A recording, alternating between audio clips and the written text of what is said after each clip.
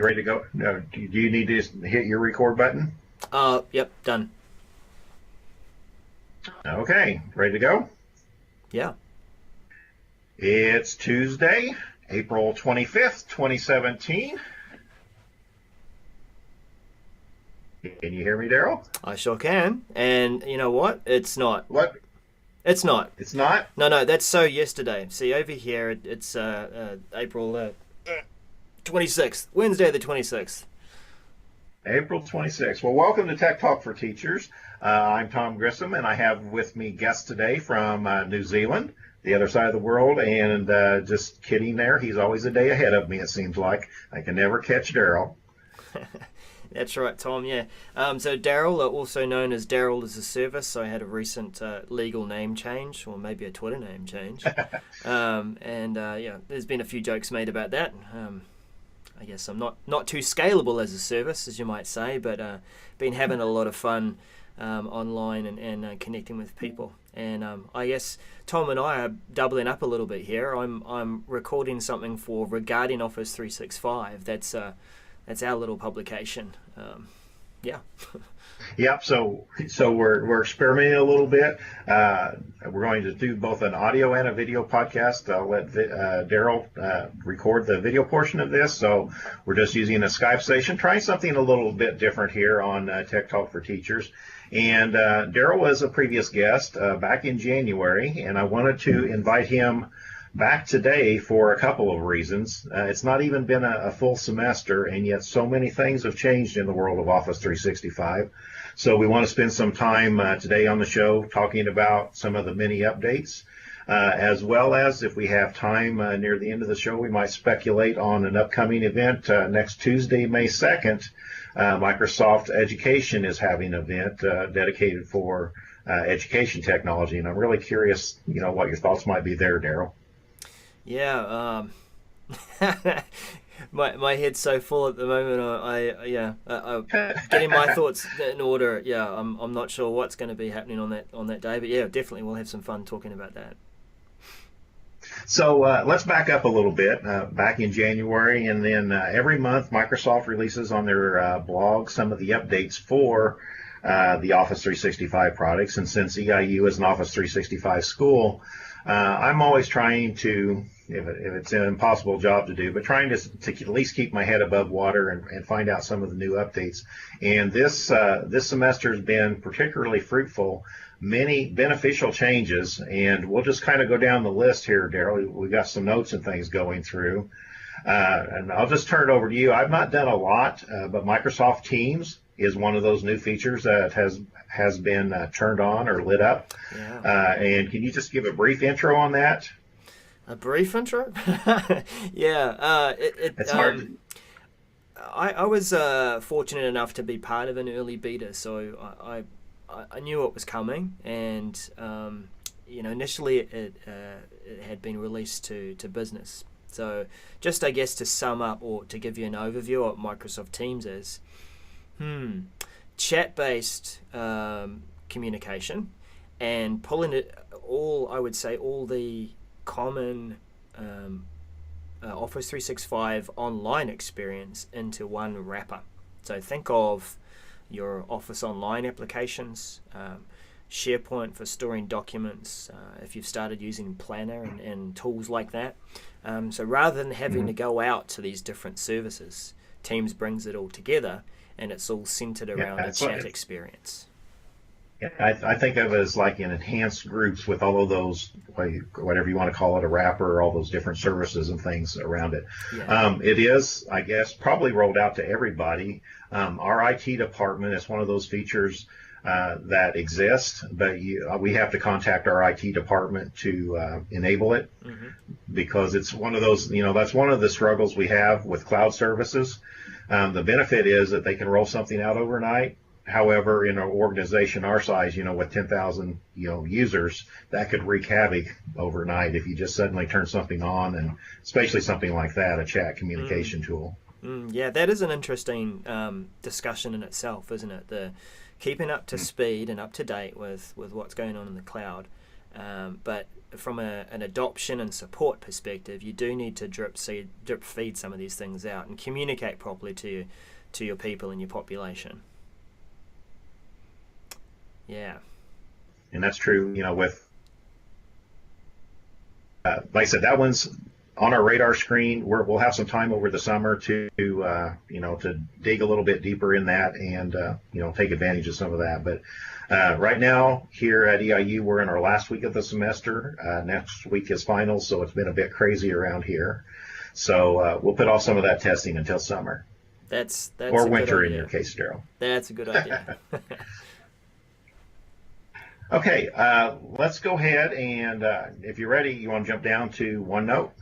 Yeah, that's certainly. Now, as usual, OneNote's leading the charge with a number of things that it releases, making it easier for educators and even within the business space as well, where I work a lot too.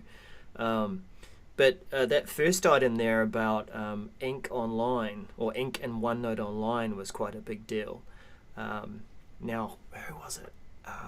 I forget the name of the chap who, I think he's called Tablet Guy or something. I forget, sorry dude. But he came... The perfect tablet. Yes, the perfect tablet. Rob Baker, I think. Rob Baker, yes. Yeah. And he came across some early attempts at switching that on and testing it, and he managed to find it while that window was open. So now it's fully released. It's filling a gap where some devices are purely online based. They don't get to install apps. I think get off there, Jabra. Got a little alert there saying there's an update for my headset. Thanks very much. Filling a gap there where Chrome kind of devices that did have a touch enabled screen but weren't able to install the OneNote app.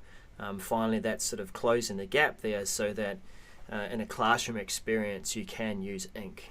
Now, is this going to be useful in your field? Absolutely. I'm a huge, of course, OneNote fan, and in particular, Digital Ink fan. And for our particular case, since we use shared classrooms, having browser access to a draw tool is really important, because if you don't own the device that you're signing into, at least in the Windows world, every time you sign into a new device, it has to create a profile for you, and that can take some time. Just the way the Windows works. So being able to have instant access with that is big.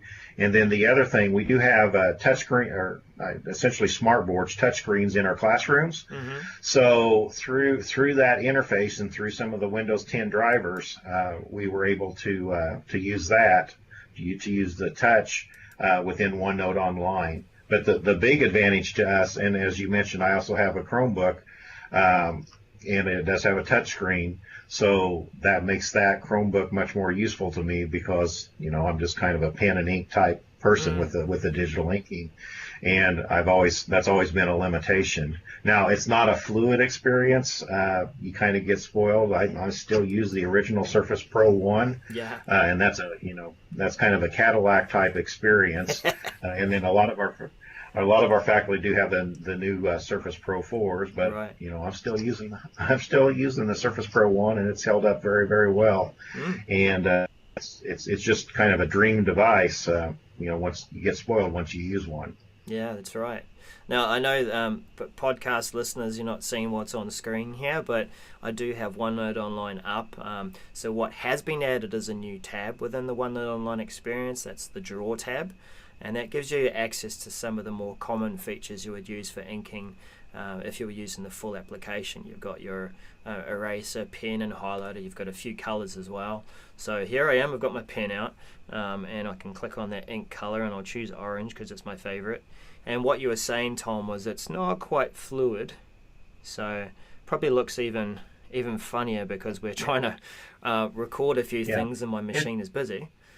But it's it looks a little bit jagged. Yeah. Now, what Rob Baker found was, I'm using Chrome here, but what he did find was that it was more fluid within the Edge experience as a browser.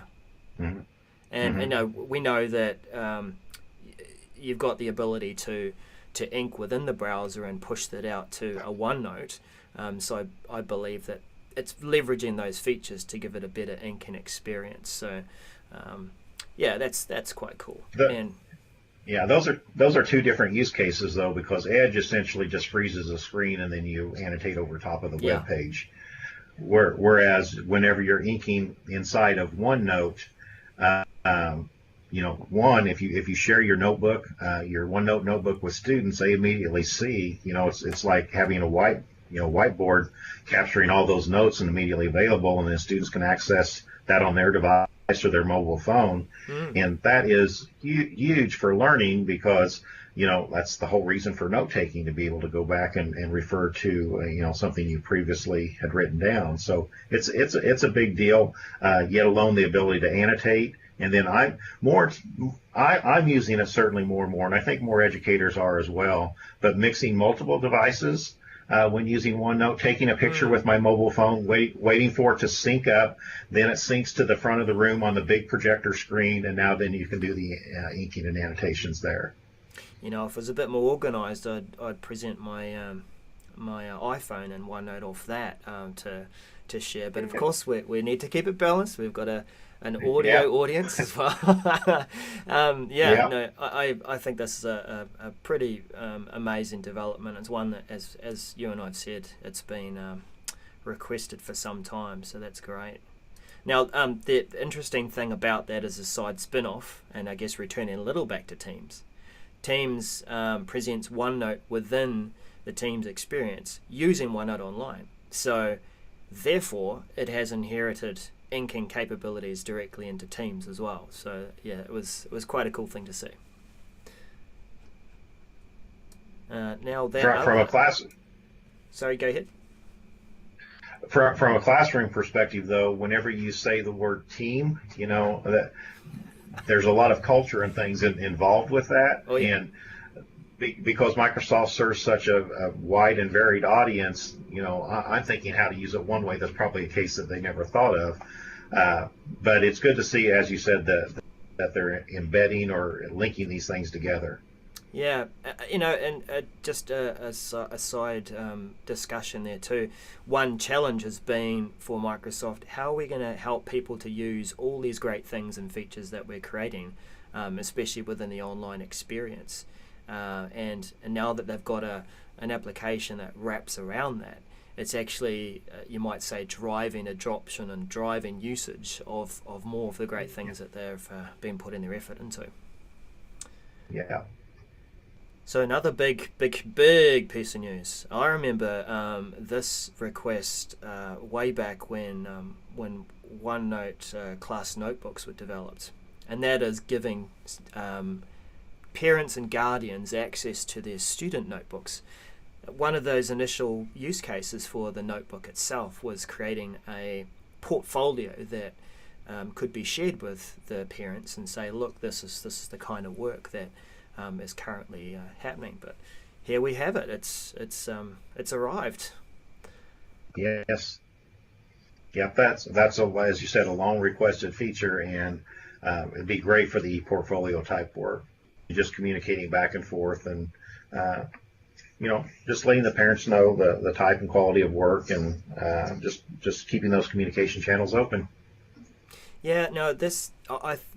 One of the things about it is that it takes a level of burden off the teacher for communicating back to the parents about the progress of the student's work, because it's always there, it's always available and open. And with this new capability, you can give a parent read access, so they have this link now, and they can go in and check anytime they want, of course using OneNote Online. And just maybe, it's not so much about have you done your homework, but I think the greater benefits are involving a parent more in the learning process, so that they can see the content that's been delivered. There's not something of a Chinese whispers sense that the student doesn't pass on what is happening in school. Imagine this imagine this discussion at the dinner table, which we often hear in families. So how was your day at school today, Tom? Didn't do anything today. You didn't do anything Can't today? remember. Hey, I No, actually did nothing. I went in and had a look at some of the work that you've been doing in your notebook, and tell me a bit about that. Busted. Yeah, well, Busted. maybe, or rather, it actually helps a parent to have more, to dig a little deeper, rather than, it was an okay day, I Well, ate my lunch. yeah, as educators, we're always talking about formative assessment and how powerful that is and getting better over time and, smaller increments. And this is, I don't know if we need to come up with a different term for the parenting and things, formative parenting, I don't know. But, it's going to allow some new possibilities. Definitely. And so there's something interesting about this. So first of all, one area is it's targeted to the student's notebook. So it's not that the whole class notebook is being shared with a parent. So other parents of other students, they're not sharing work between that. Right. But Right. there is the collaborative space, and I'm interested to hear how that's going to be used to share the kind of work that you can with parents as well. Yeah.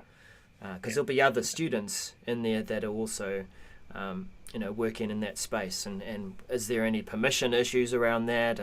What needs to happen? Privacy in that sense? concerns. Yeah. Exactly. Yeah, for sure. And, the same thing, whenever we work through some of these issues that, technology presents us with, I always kind of go back, well, what happens whenever a parent walks into a regular classroom, a physical classroom? Yeah. That's kind of what they're doing here. So.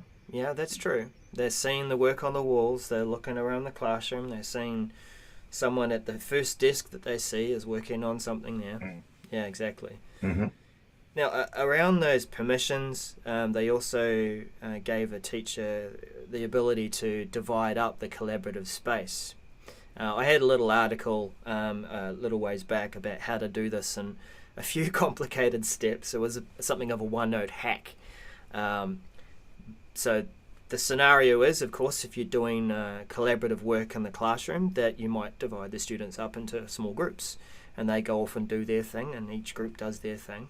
And this is a way of being able to create those groups within the collaborative space so that there is a level of privacy until they're ready to present their work.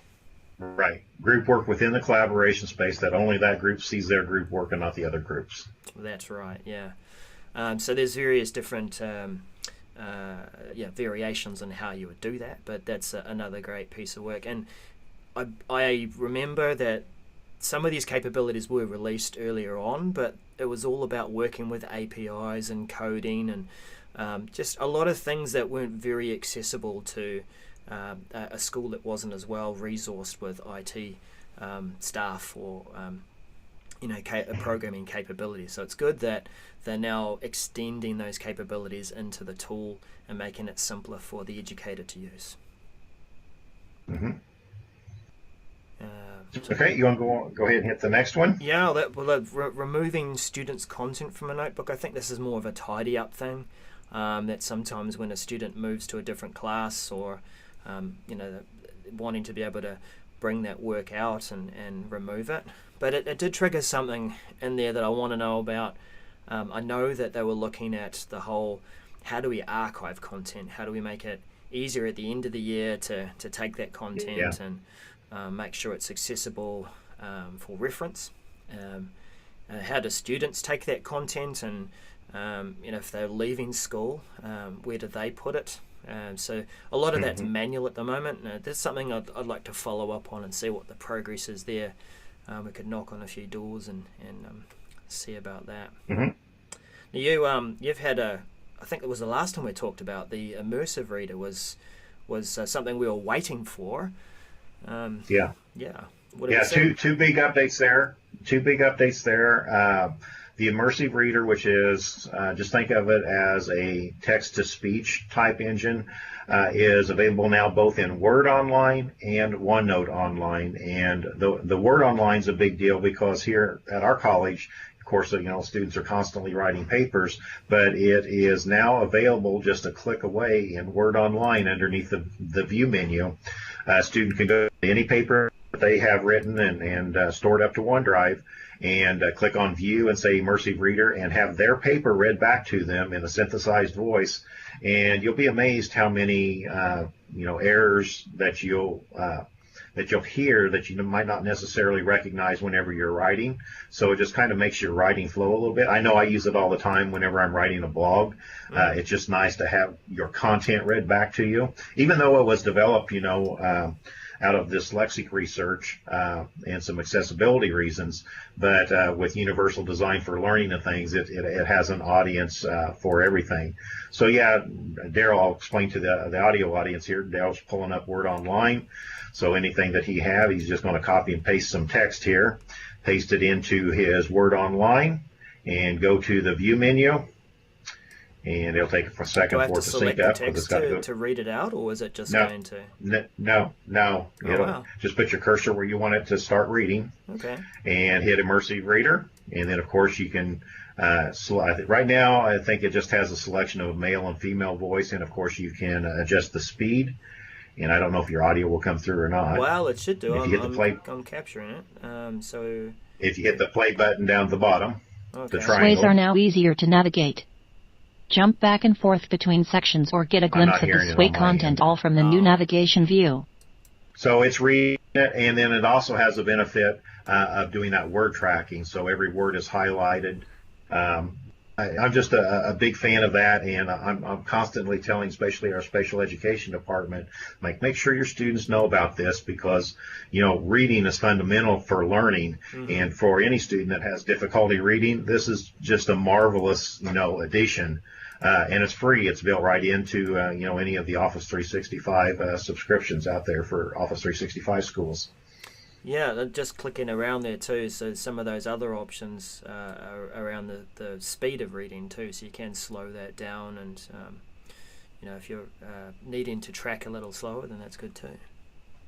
Huh. And I know a few of my friends are for children's books and things, just sight words and reading. Mm-hmm. It's helping develop some of those reading skills at an early age. Oh, brilliant. And it literally it looks like it's just a layer. We call it a modal layer in the tech kind of world that sits just across the top of that Word document. It puts the text into a much more readable format for reading out of the screen rather than the Word document. But it's easy enough to just close it and we're back to our Word document again. Nice. And once again, that's in browser, so there's no additional add-ins or software to install. Yeah. That's all, within a browser. So it's kind of like that digital ink we were just talking about, with the draw menu and OneNote. That makes it so easy for schools to roll out. And whenever one of these tools become available, the scalability becomes instant. If you provide it to one user, everybody in your organization has access to it. Yep, and I think you mentioned it earlier, if you're a school where you have to share devices, then it's not a challenge of creating a new profile on that machine and having to roam these sorts of things around. They just log in, it's in the browser, and away they go. Yep, Nice. Just log out when you're done. Yeah. So into another one of my favorite products, Sway. Now I was just talking to you, Tom, before this. One of my reasons I like Sway is because it allows me to throw together a presentation in literally 10 minutes. Sometimes when I go to my user group, I have to tell them about the news, and they get a little lazy, and I know what to talk about, but I need to throw this thing together. So it looks like Sway's also adding in a few things around accessibility, around being able to record record audio directly into the Sway, and that's pretty good. As a podcaster, I appreciate that audio edition. That's something I had written up in user voice a long time ago, so it's out there. So now then, I'm using the term Swaycast instead of podcast. Oh, okay, that'll work. that'll work. You've been able to add, which is one of those audio sources that you can just embed into it. I should know this because I use it sometimes. It's just an additional card to add an audio card, and then you can either just press the record. If you have a mic on your computer, just press record live, or you can actually upload MP3s, which I probably need to go out there and make like a Tech Talk for Teachers sway and just embed, my old MP3s out there. And for teachers, here's the other thing that, many people don't think twice about is if you have a class and you're wanting them to do presentations, because of the way that sway is shared, you can have a sway that's private. You can share a sway with the world, or you can share a sway, with another individual or 2, 3, 4 individuals for a small group. So that gives the teacher the flexibility, for privacy concerns and things like that. And then again, I always go back to OneNote. Sways can be embedded within OneNote. So you can, set up your classroom notebook workflow so that a student can, embed their sway, and then the teacher just is a click away from being able to review the material, make comments, digital ink annotations, or if they like, since OneNote supports audio recording, they can, record an audio comment back to the student, again, for part of this formative feedback. Yeah. It's more and more I see OneNote not just as a content creation and ideation and inking kind of tool, but it's becoming a way to curate lots of different content, having the content alongside the working space. Yeah, I think of it more as a learning environment now. It's just matured to, in many ways the name has always kind of been a misnomer for what the capabilities are, and it's just expanded so much, and the teaching and learning flows are just becoming easier and easier, and that's providing teachers more power to do all these things that we want to do pedagogically, for this assessment and formative feedback. It's literally so easy to do. I think back to the ways that, we used to do and gather up everybody's papers at the end of class, or bring home an armful of digital notebooks, and, right now I can do it from my phone. Yeah, exactly. The format as well is so helpful to a teacher, because the other challenge around cloud tech and around keeping up with Office 365 is, it's another thing I need to learn how to use. Whereas OneNote's so free form that you learn a few skills and you can just take it in all sorts of different directions.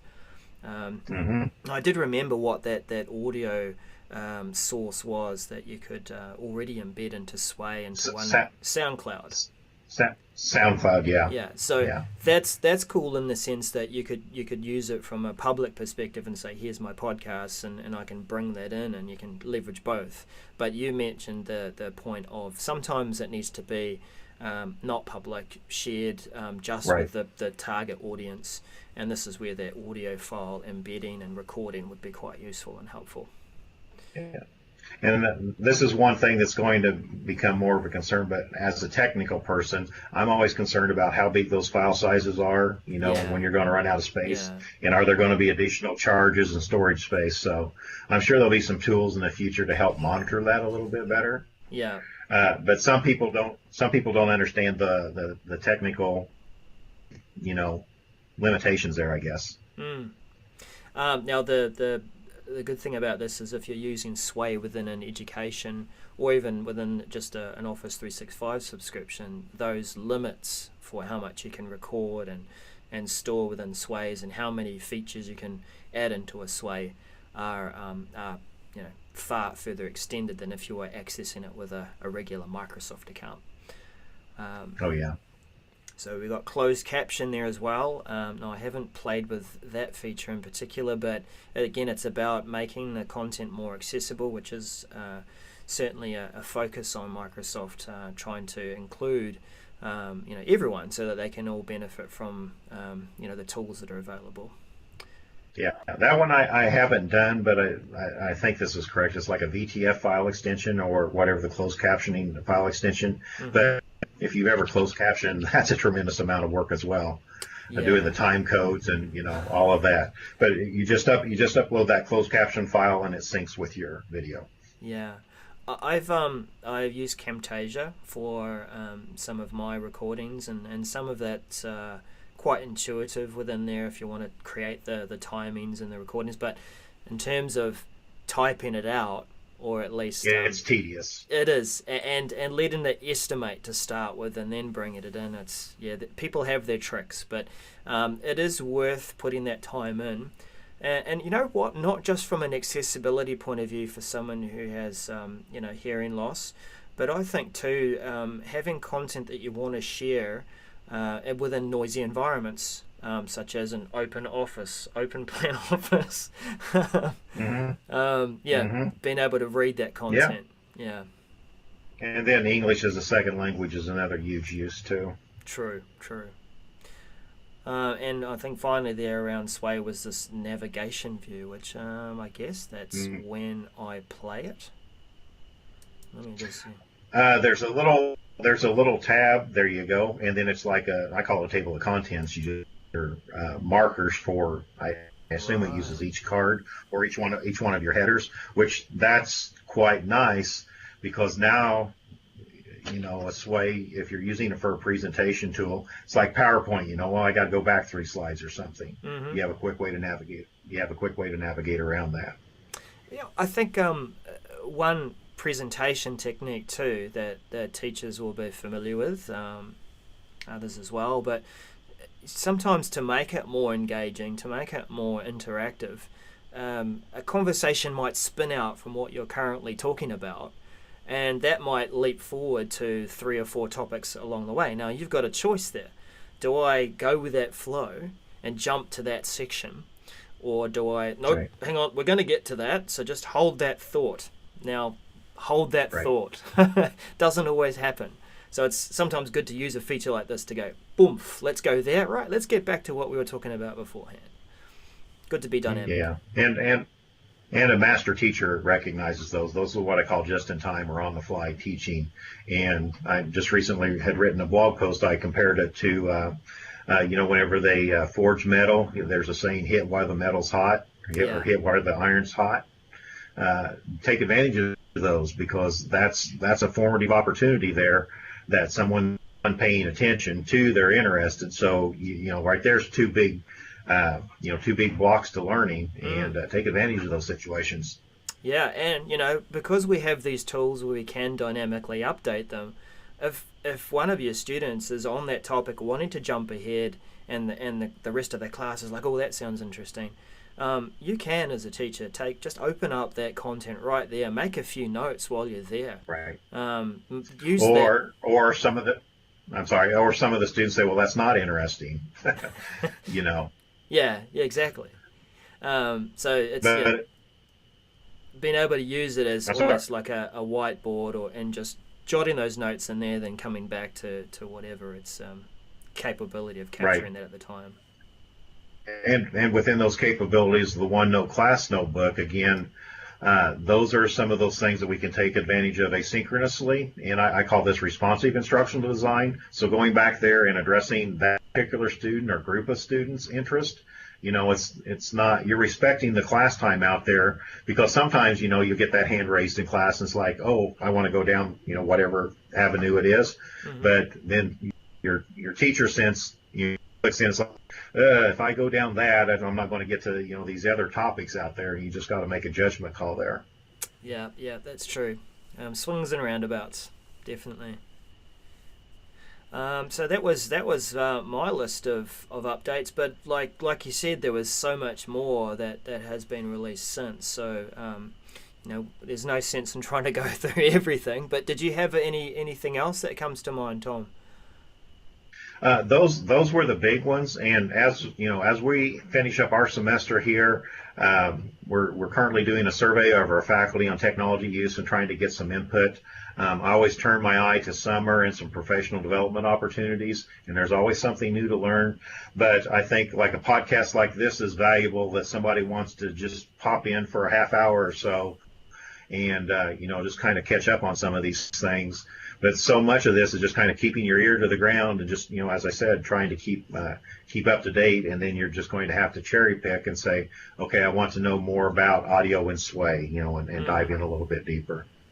There's just too much for any one individual to keep up with all the time.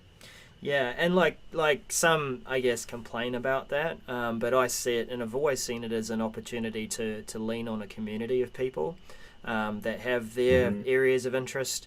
You know stuff, I know stuff. Between us all, we have the answer somewhere. So it's okay to specialize. You don't have to be a generalist in everything. And so, Tom, you go into certain areas of things. I like to have interests in others as well. So be part of that community, and I'm sure you've got that kind of community going on within your institution. Yeah. Great.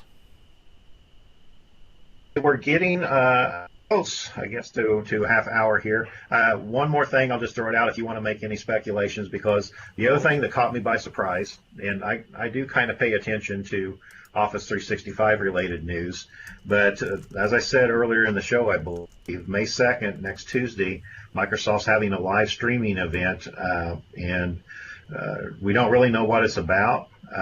Some people are speculating that they're calling it Windows 10 Cloud to possibly introduce a new variant of the operating system to possibly take on the Chromebooks of the world, and I'm sure there's going to be a number of other another announcements and things, but it's been kept under wraps, I think, pretty well. Learn what's next seems to be the catchphrase. Just looking it up. Yeah, that's the clue. It's like, okay, so read into that what you want. So open. So your creators updates out. So yes, we kind of know what's next there.